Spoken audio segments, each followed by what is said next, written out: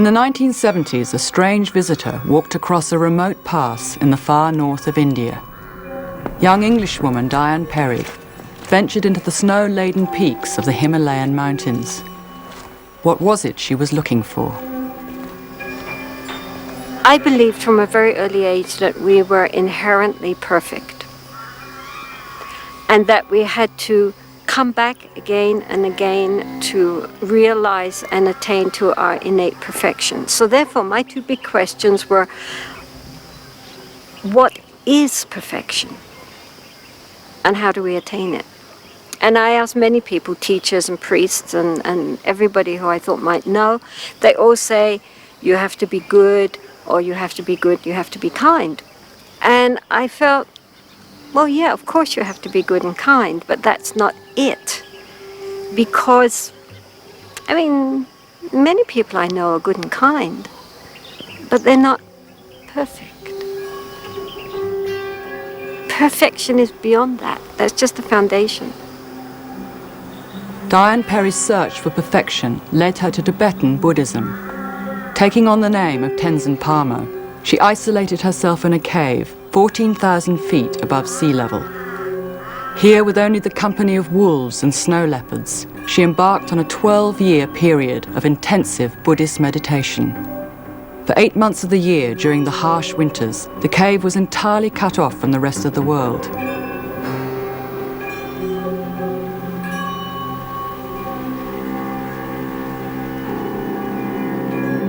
The whole point of being in these long retreats is that it gives time to really merge with the practice. And also it has to do with this whole idea of identity of the roles which we normally play.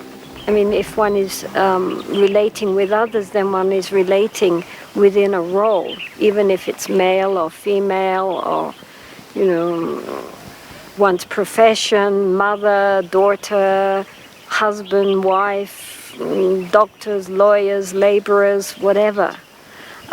We all have certain roles which we're playing for others and to a certain extent to ourselves.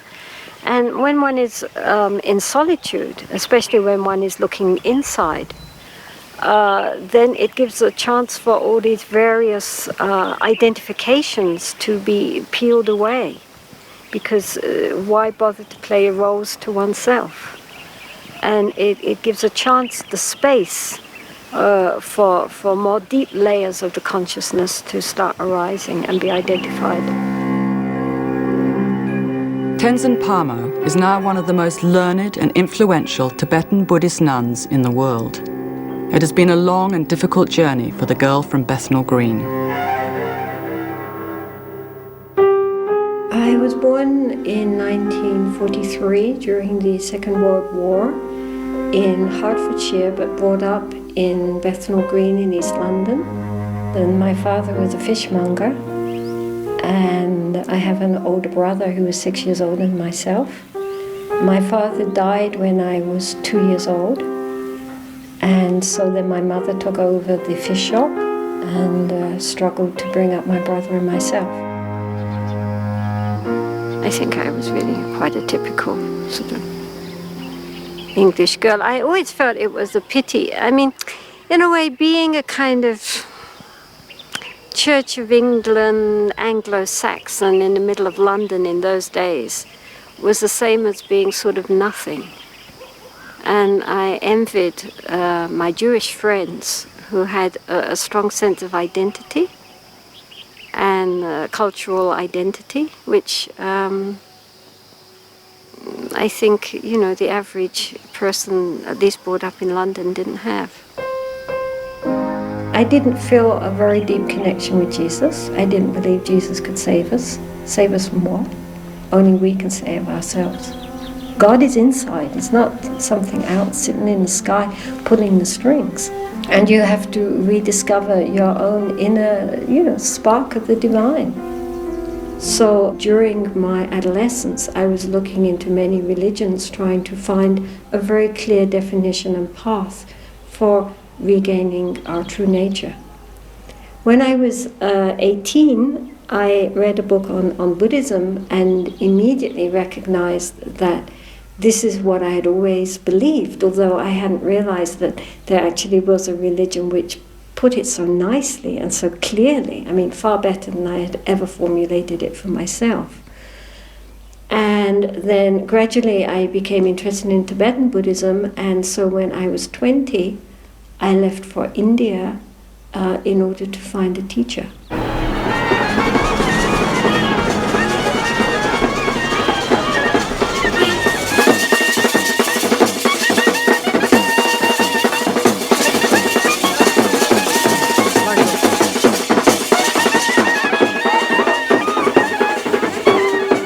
When Tenzin Palmo arrived in India, she was one of many Westerners looking for enlightenment in the East. She went to stay with another Englishwoman, Frida Bedi, at a school for young lamas in Dalhousie, northern India. The school was awaiting the arrival of an important lama, the 8th Kamtrul Rinpoche, who Tenzin Palmo hoped would take her on as a student. On the last day of June, which was my 21st birthday, the phone rang and Frida Bedi answered it, and then she said to me, well, your best birthday present has just arrived down at the bus station. Kamtrul Rinpoche is here. So then I was just, I was completely in a panic, thinking, oh, my lama's come.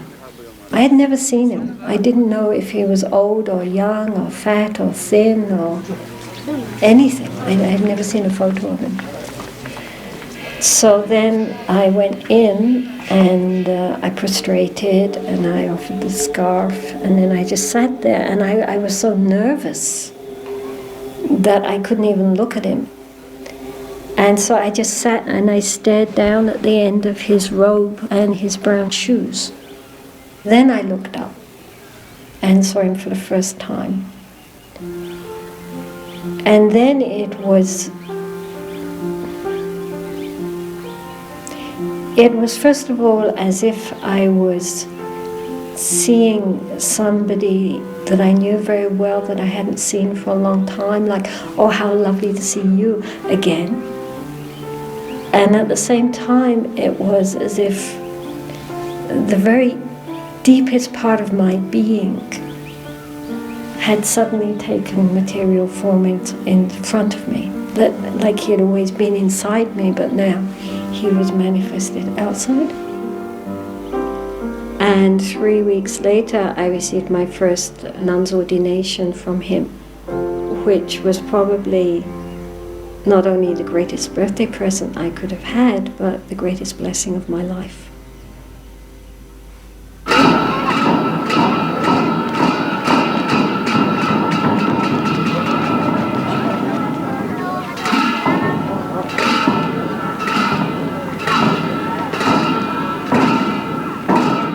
Rinpoche said to me that in previous lives I was able to keep you very close to me, but this time you have taken female form, so it's more difficult.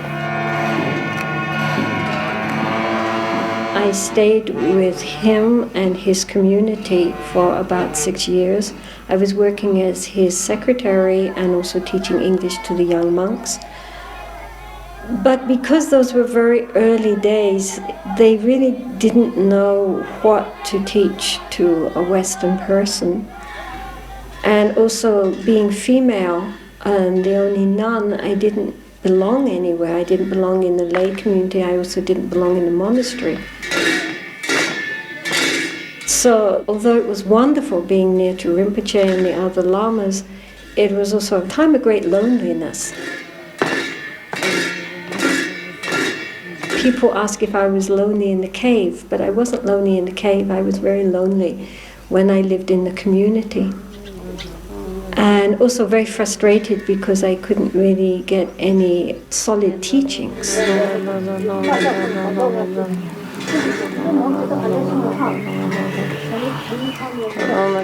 It was impossible to fight the prejudice within a monastery. There was no way. Not only because of being Western, but because of being female.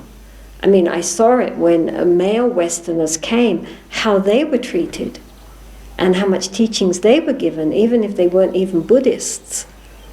what to speak of monks, if they were just scholars or just anybody that turned up. I mean, the lamas automatically, without even questioning it, gave them all sorts of teaching and so much time and so much attention just because they were males.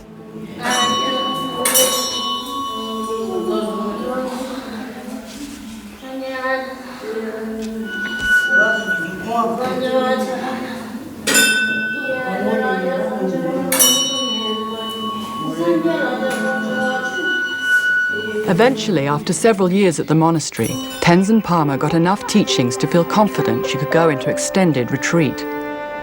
On the advice of her Lama, Kamtrul Rinpoche, she began to look for a suitable place. Eventually I heard that there was this sort of cave up on the mountain about an hour or so away from Tayugompa. So one day a group of us, of monks and nuns, we went up the mountain to have a look.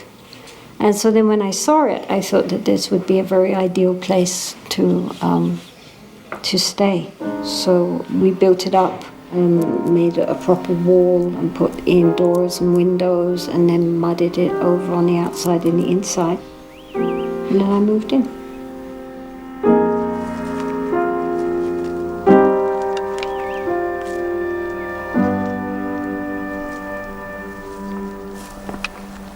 This is the Peri cave where Tenzin Palmo lived for 12 years alone in the retreat. Yeah, here she put a small box, that is meditation box, that is Tibetans called the Gomti. In the Gomti, you can just sit as in a meditation posture, but you cannot lie down. That she did for 12 years, like Buddha did for 6 years, but she lived for 12 years here in this high mountain cave. So this is the meditation box, and then this was a box which I used as the table, and then these are Tibetan books wrapped in cloth. And this is the window, and this is the stovepipe. And when one was in retreat, then normally the day was divided into 4 sessions, so one got up around 3 and did the first session until 6, and then had breakfast, and then started again around 8 until 11, and then had lunch, and then had a break. I mean, there was always things to do, especially in the winter, a lot of clearing snow and chopping wood and other tasks, and then to start again at 3 for another 3 hours, and then have a tea break, and then again in the evening. There she used to grow some vegetables during summer. And this small area, she grows here turnip, cabbages. That small fence was there to keep the wild animals away. And this is the way where she used to go for fetching water.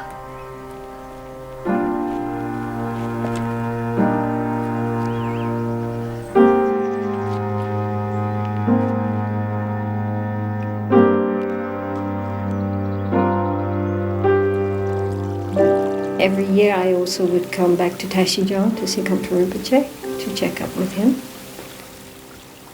When I was away, then I would, if any ideas came to me, I would write questions, all sorts of different kinds of questions, and I would have these pages of questions. And then when I would see him again, he'd sort of lean back and say, "Okay, where's your list?" And I would ask him all these questions, and his answers were always so perfect, because he would say, "Well, according to this tradition they say this, according to that tradition they say that, in this book it says this or that, and on this level it's like this, on this it's like that, but I think," but this is just my opinion, I think, and it was always exactly right.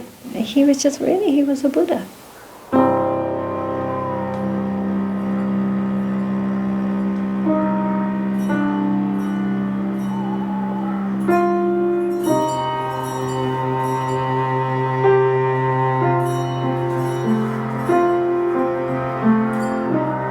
Tenzin Palmo's annual visits to her teacher guided her rigorous practice. She studied classical Tibetan texts, which described complex visualization techniques. In accordance with the highest aesthetic traditions, she slept for only 3 hours every night, seated in a meditation posture.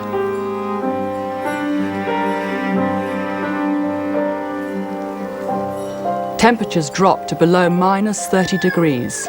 Snow made the cave damp and dangerous. How many months a year did you have snow? Depended on the year, anything from 6 to 8 months. To 8 months. Yeah, Well, sometimes it would start snowing in November and just carry on until May. And one time there was a blizzard for a week, and everything got completely submerged by snow. And so when you opened the door, which fortunately opened inwards, there was just this like wall of ice. It was completely black. It was blacker than you can, I mean, there just was no light.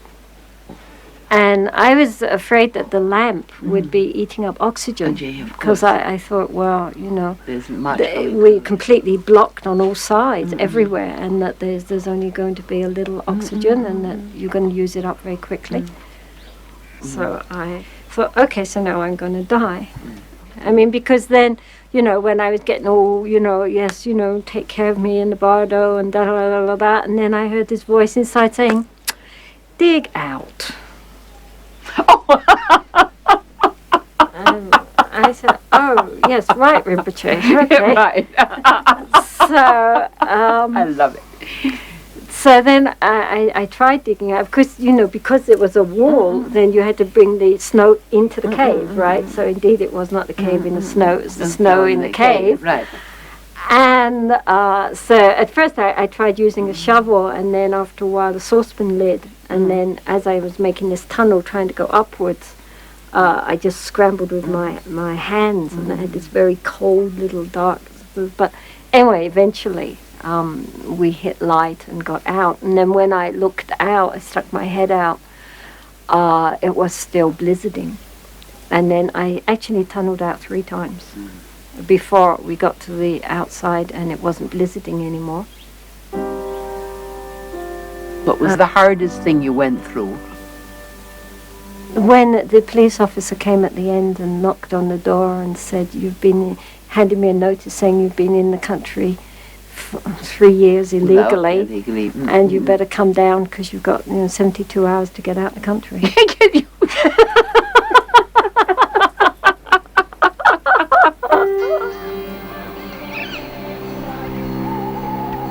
Even hermits are subject to bureaucratic red tape, and Tenzin Palmo was forced to leave her beloved mountains. She decided to travel to Italy. It was some years before she returned to India. Having planned to spend her life in retreat, Tenzin Palmo now questioned what direction she should take. Her own early frustrations as a female practitioner were to influence her choice. When I lived in Lahul, I saw so clearly how, even though many of the younger nuns were so intelligent and bright and devoted, they still had no opportunity for education, no opportunity for study, no opportunity for deeper practices. And this is so throughout all the border regions. While the monks are given opportunities for study and practice, this is denied to the nuns, who mostly end up just being household servants or servants for the monks. There were so many nuns wandering around who have no nunnery, and especially nuns coming from Tibet, because in Tibet the nuns are in the forefront of the freedom movement, and so they're especially disliked by the communists. And so many of them have tried to come into India. Some of them succeed, some of them don't. Many of them are caught at the various borders and then again gang raped and sent back, handed over back to the Chinese to be put in jail. Many nuns who are here have been imprisoned and interrogated and so forth, so they're very inwardly quite traumatized, but very brave. Stop killing! Stop killing! Stop killing! Stop killing!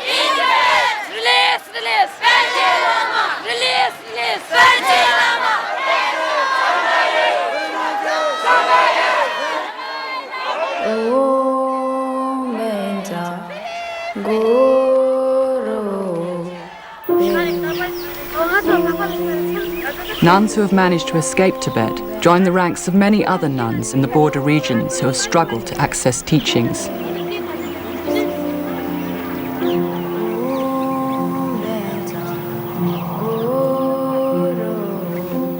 The lack of opportunities for women led Tenzin Palmo to consider the possibility of starting a nunnery.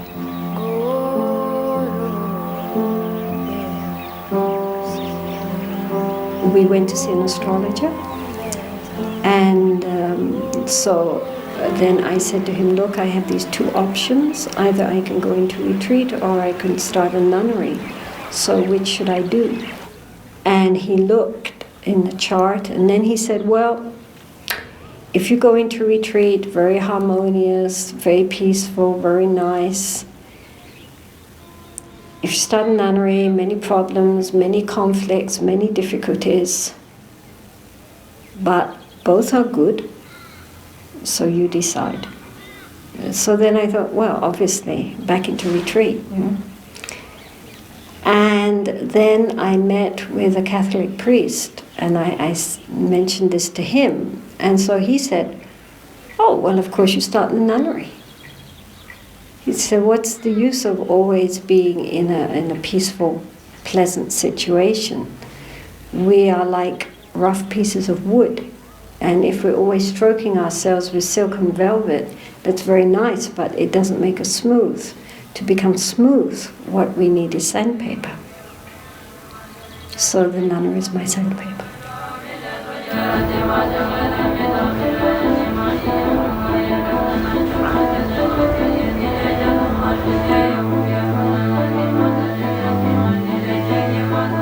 Having made her decision, Tenzin Palmo embarked on a grueling international schedule of public talks and lectures in order to raise funds for the nunnery project.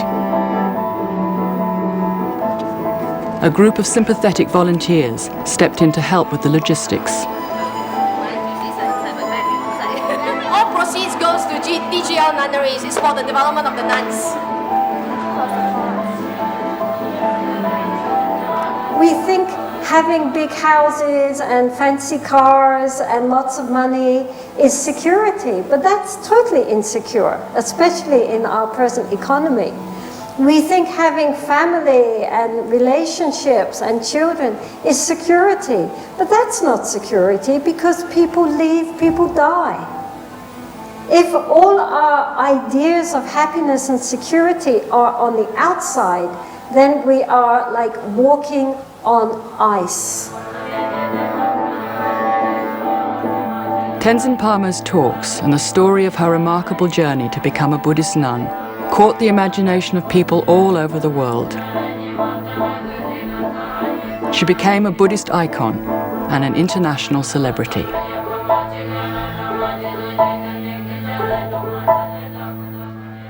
I think one of the great things about being a nun is you never have to think about your hairdo. You never have to think what you're going to wear. Okay. I don't have to get up in the morning and open the wardrobe and gaze at all my costumes and decide what I'm going to wear. I wear whatever it happens to be clean. You don't care what the fashions are. That's right. You know, you don't have to care about anything. You know, what color's in this year or not in this year. It's for you the same old color year in, year out. One of the first to recognize the inspirational nature of Tenzin Palmo's story was journalist Vicky Mackenzie.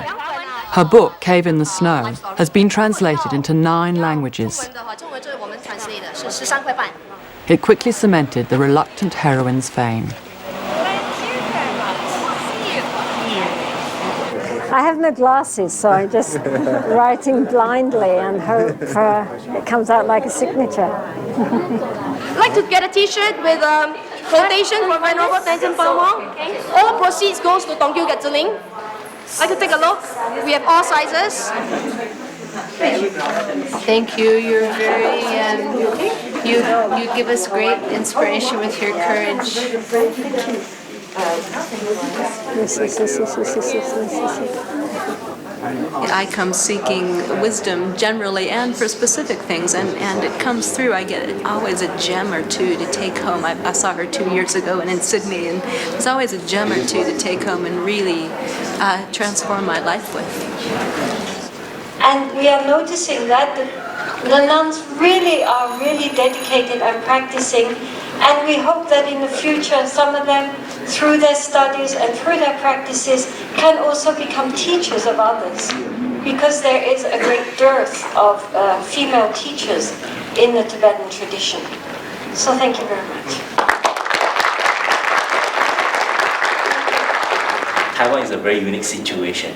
There is about 3 times the amount of nuns than monks. So you would definitely find that there will be more nuns in service in this conference than monks would be.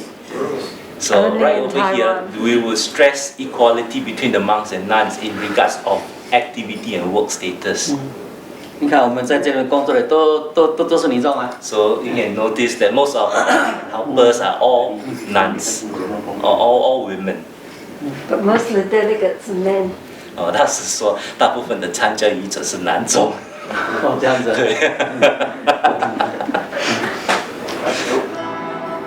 This is basically a boys' club with the young girls doing all the work. I mean, the young Chinese girls who are working their guts out for everybody, but the big guys are all guys. I wasn't even scheduled to speak. And it's only because they had extra time left over and they probably thought, oh, well, let's stick her in. But, I mean, you know, by rights, my input would have been absolutely nil.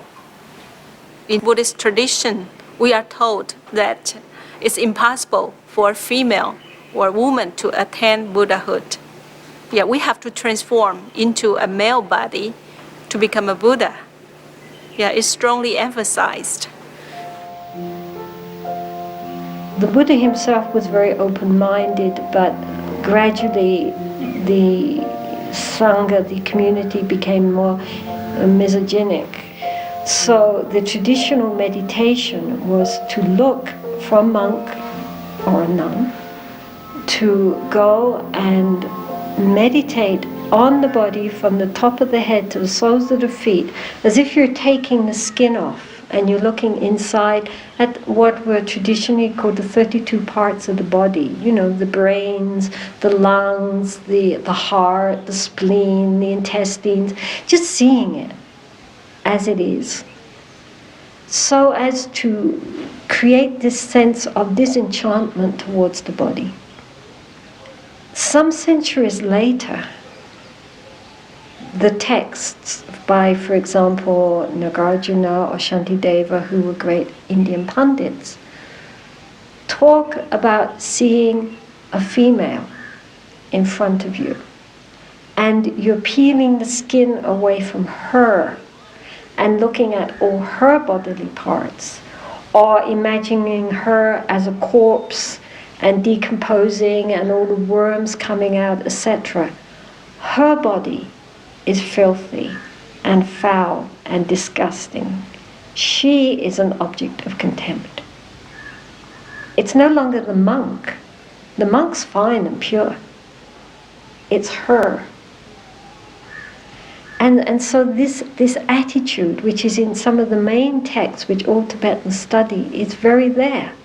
튕김망고인자 내가 마고 소용 거랬거나 그러나 튕김망고들이 랍사래 와제다 그 튕김망고제들이 내가 마고 소용 거랬지 보면서는 전부 쉬우쉬우쉬우쉬해서나 근데 기능 건강을 미게 발전하는 거 자신이 저기 있어야 돼 망발 보면 전에 지라 쳐서나 얘는 들으시고 있어야 돼. We can change. The Buddha himself said that we can change. If we could not change, I would not tell you to change. But we can change. We can turn our anger and our sense of aversion and revenge into understanding and loving kindness and compassion. We can do that. Just now you cuddle me, I feel so warm. Just now I cannot cry, but now I'm so touching that your love to me. I don't know nobody love me in this world, but you do. Thank you very much. Thank you very much. I hope to see you next time. Let's go. Let's go.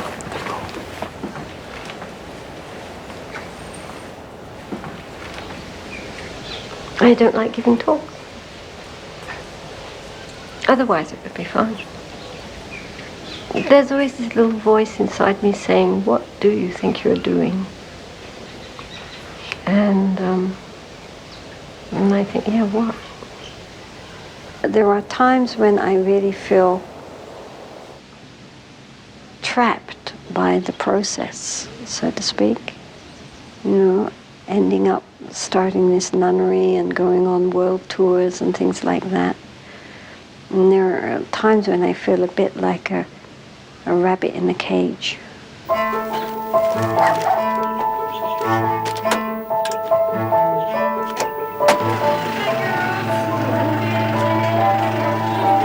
The years of touring have borne fruit.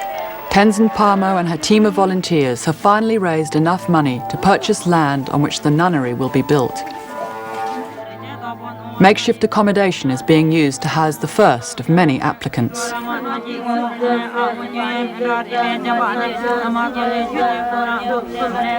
24 young girls have already arrived and been ordained. Plans are being made for a nunnery which will eventually house 160.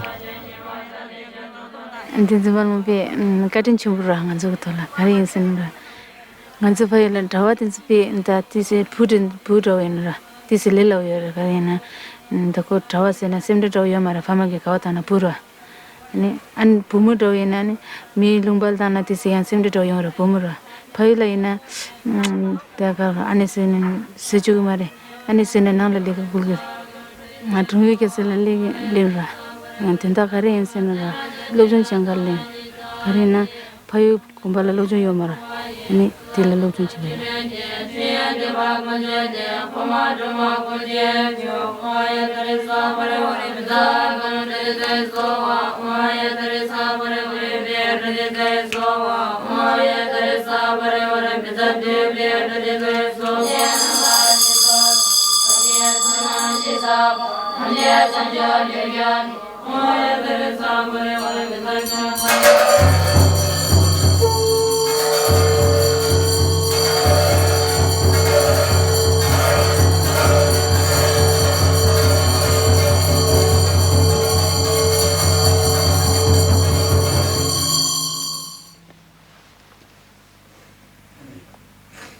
She is by temperament a hermit.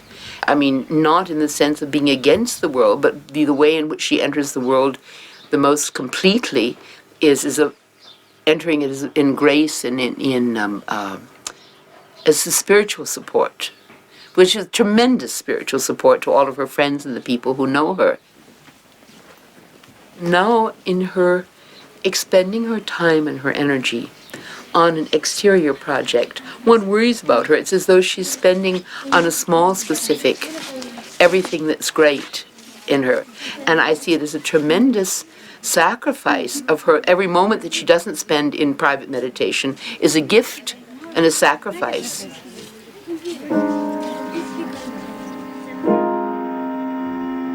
One of Tenzin Palmo's ultimate objectives is to introduce ordination for nuns at the highest level.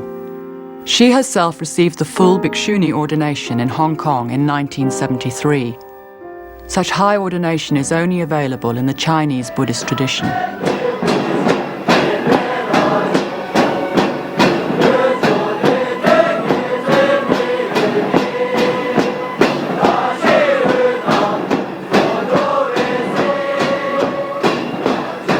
Echoing the experience of women from many faiths, there is continued opposition within Buddhist institutions to the high ordination of women. Tenzin Palmo's determination to change the status quo in the Tibetan system has led her to His Holiness the 14th Dalai Lama, the spiritual leader of the Tibetan government in exile.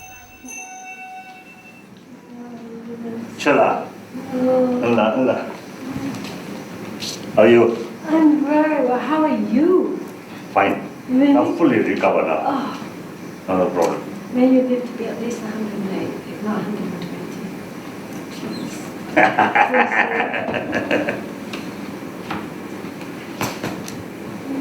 Now, I feel it is very, very important to have one international Sangha sort of conference and discuss and according to the present circumstances.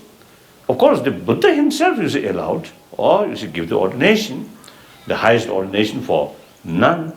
Now, therefore, now we must make effort to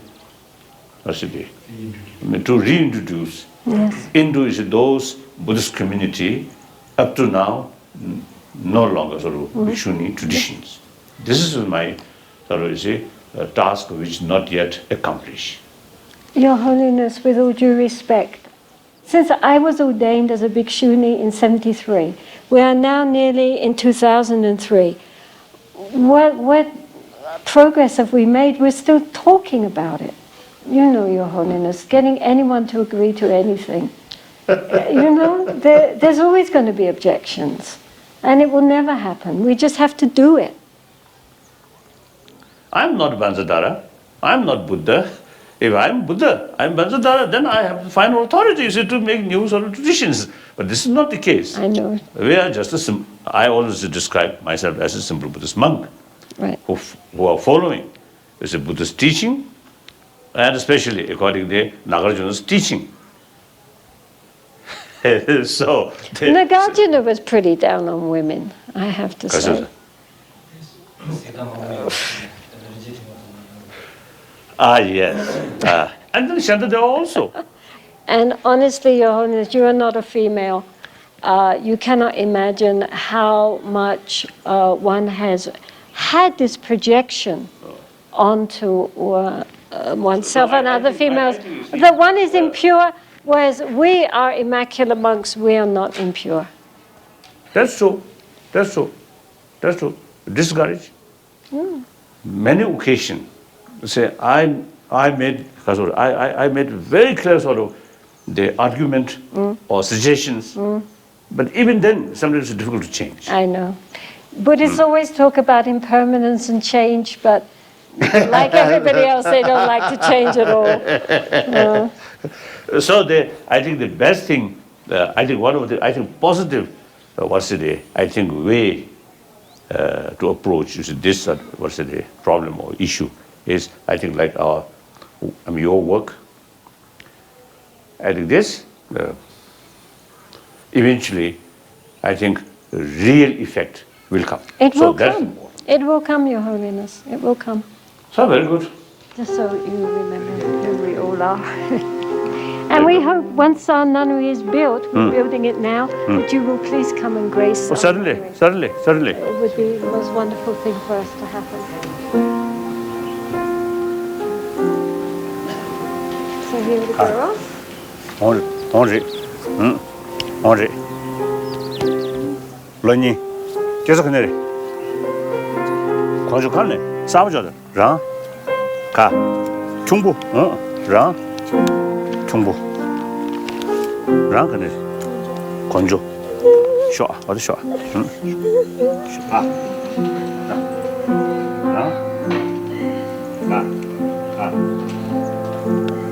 가. 좋잖아.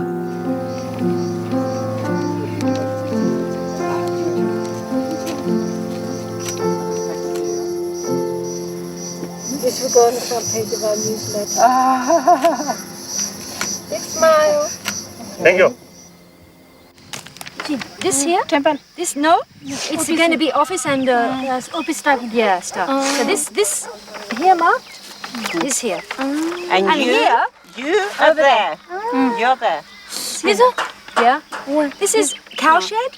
And pump room here, and this little office just below, and then just beyond that is the study center. Going down the hill. To teach her. Yeah? In Tibet, Rinpoche, Kampa Rinpoche had a nunnery, and within this nunnery there were also groups of these females, they talk them Ma, they were also very great practitioners by all accounts. However, as far as we know, after the Cultural Revolution, we haven't heard any more about any of them. So Kamtrul Rinpoche at one time placed a kata around my neck and said that he always prayed that I would restore the lineage of Tokden Ma. I have always felt that as a kind of inner sacred mission. So what we're trying to do is to get some of our nuns at least to the point where they could at least start to be trained in this particular lineage. Tenzin Palmo's Lama always encouraged her to raise the standard of teaching offered to women and to reinstate the Togdenma lineage before the teachings were completely lost. The 8th Kamtrul Rinpoche died long before she was to embark on her arduous journey.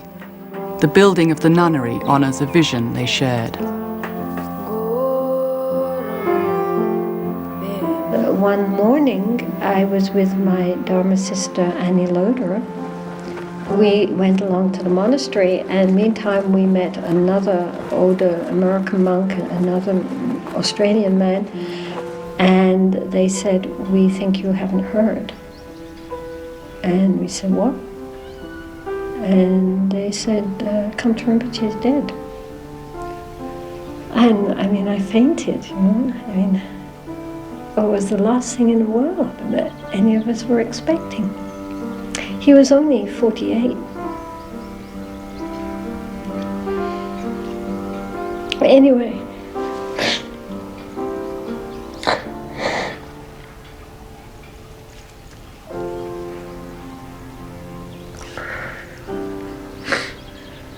yeah, what can I say? I mean, I felt that I was in a big desert, and suddenly my guide had left and I didn't know where to go. But then Annie Loder and I, after a while, we just sat and meditated together, and then I realized really the Lama's always in the heart. And the Lama isn't just the outer form. But I must say I do miss Rinpoche.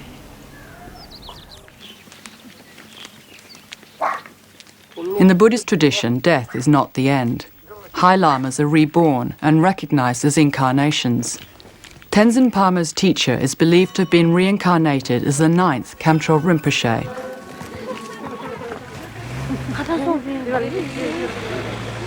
Now a young man, he has continued the support his predecessor offered Tenzin Palmo.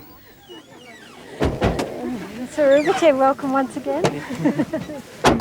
As preparations are made to lay the foundations for the nunnery, the 9th Kamtrul Rinpoche is present to bless the land. We're having a ceremony for consecrating the land for the first buildings which we're going to be putting up. We'll be doing a puja for the spirits of the earth to ask their cooperation and their blessings on this project.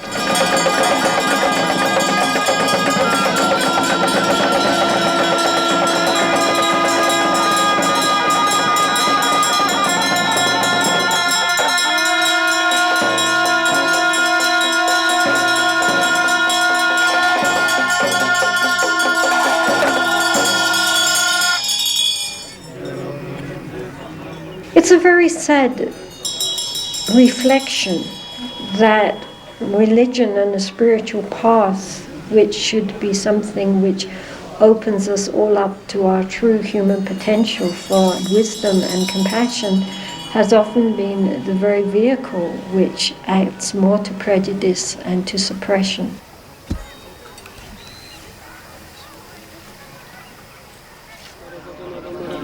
I personally do not want to create any big waves. That creates opposition.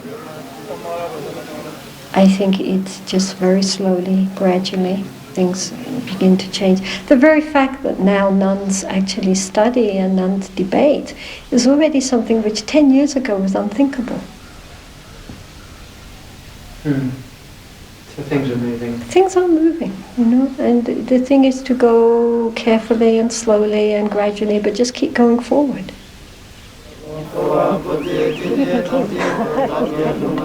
Thank you, please always bless this nunnery.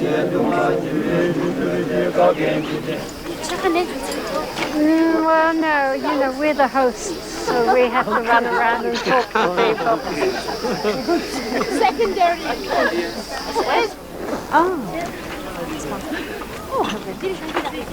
We have your book, you know, we send it out to the prisoners. She said that he said inspire them. Yes, life in a cave, they will feel quite at home with this idea. Don't feel bad, guys. This is where she lived. And she chose it. I suppose as the more I get to know her and spend time with her, and I see how she is with people, what she gives to people, how that people who come and listen to her teachings, who come and visit her here, how they go away, each of them goes away with something that they need from her. And I think she has these qualities of being able to help people, and that she can combine her 37 years as a Tibetan Buddhist nun, the most senior nun alive now. There's nobody who's been ordained earlier than her who's still alive. I think only 2 others were. That her life has really crossed a lot of boundaries, and it's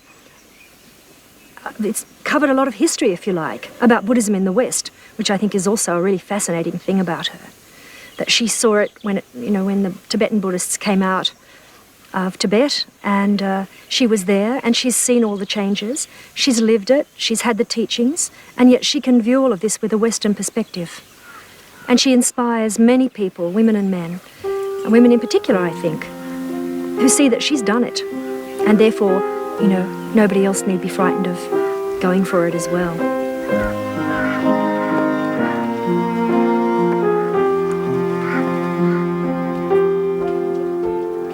Living in a cave is very different from living in a house. That's very much a shared experience. There's something very immovable about a cave, which is very stabilizing also for one's mind and practice. How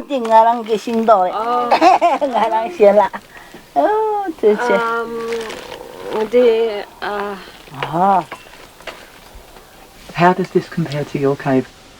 As with my cave, the rock roof is black from smoke and has mud walls, like my cave did.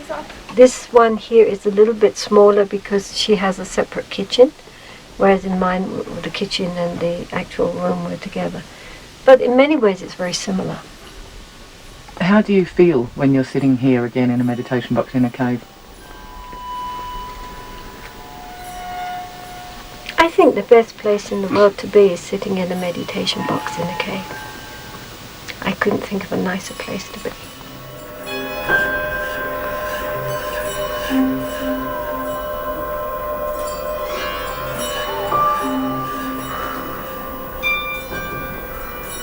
In a way, people are writing about and recording and relating to this being who doesn't really exist. Nobody believes me. But honestly, I just went to live in a cave because I wanted some peace and quiet and space. I just like being alone. For me, to be alone is blissful. People always think, what did you get from being in a cave and all this? But I mean, I think all that is totally irrelevant. It's not like that. It's not like you're studying for a PhD and at the end you get your diploma, and all the Buddhas and Bodhisattvas of the 10 directions sort of stand there applauding and saying, well done, oh Bodhisattva named so-and-so. It's not that. I mean, every life, if it's used with any kind of consciousness, is a journey of discovery. And being in a cave was likewise a journey of discovery. It's not that you're arriving anywhere, but you're journeying. The journey itself is the important thing. The spiritual life is an ongoing process.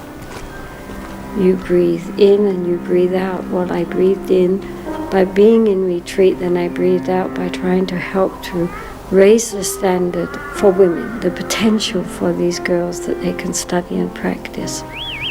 And after that, then I need to breathe in again.